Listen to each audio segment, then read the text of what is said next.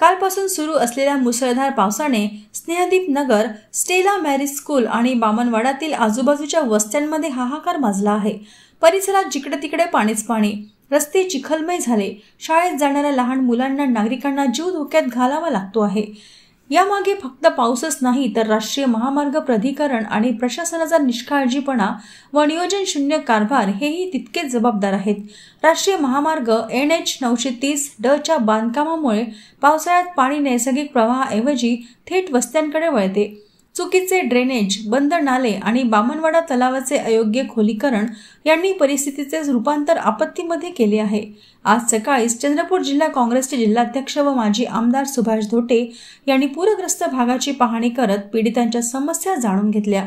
चिखलातून व पाण्यातून चालत नागरिकांपर्यंत पोहोचलेल्या धोटे यांनी ही परिस्थिती प्रशासनाच्या दुर्लक्षाची थेट परिणती आहे असा आरोप करत राष्ट्रीय महामार्ग प्राधिकरण प्रकल्प संचालक अभिजित जिचकर व सार्वजनिक बांधकाम विभागाचे कार्यकारी अभियंता अभिषेक पुल्लावार यांना तातडीने प्रभावी उपाययोजना करण्याचे आदेश दिले।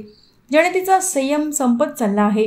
जर तात्काळ पाणी निचरा, रस्त्यांची दुरुस्ती आणि पूर टाळण्यासाठी कायमस्वरूपी योजना राबवली नाही तर उग्र जनआंदोलन अपरिहार्य ठरेल असा इशारा देत धोटे यांनी आंदोलनाची ठिणगी पेटवण्याची तयारी दर्शवली आहे।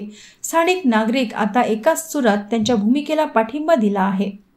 यावेळी महिला काँग्रेसच्या तालुकाध्यक्ष निर्मला कुडमेथे, बामणवाड्याच्या सरपंच भारती पाल, ग्रामपंचायत सदस्य अभिलाष परचाके, सर्वानंद वाघमारे, जगदीश पाल, मंगेश गेडाम, कविता उपरे, सुरेश डाखरे, भास्कर चौधरी, कुरुमदास पावडे, जनार्दन मेश्राम, सुजाता मेश्राम, अशोक ठाकरे, पद्मा तेलकालपल्लीवार, वासुदेव सिडाम यासह स्थानिक नागरिक मोठ्या संख्येने उपस्थित होते।